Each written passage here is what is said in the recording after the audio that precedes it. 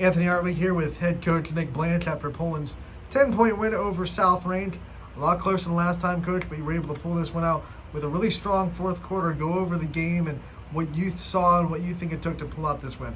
Well, South Range is one of the top defensive teams in our conference, so we knew it was going to be a battle and points were going to be tough to come by, a little tougher than I anticipated, to be honest with you.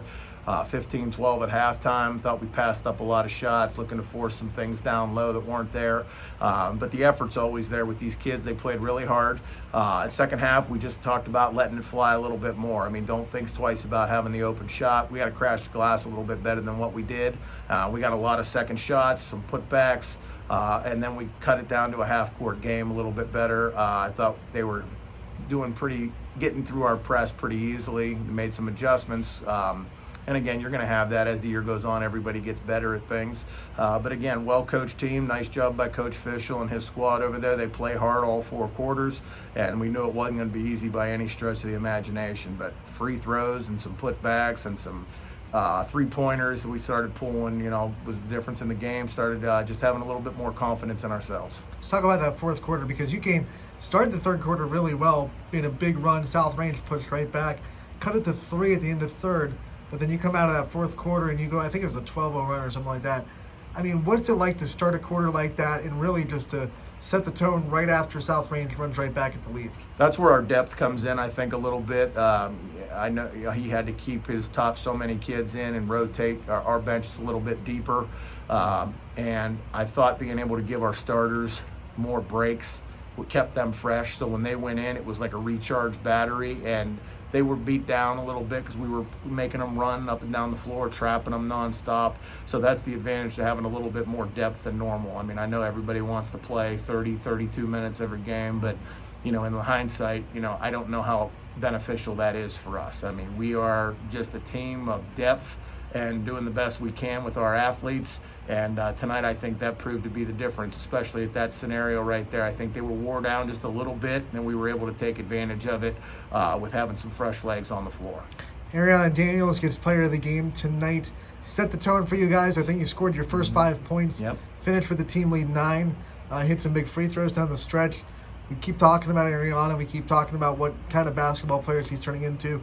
What did you see from her tonight from a leadership standpoint to keep you guys going early on during the offensive struggles? What I see from her every single day in practice. She's a tone setter. She got out there, got a quick layup to get us on the board, took a jumper, got us our first 4 points.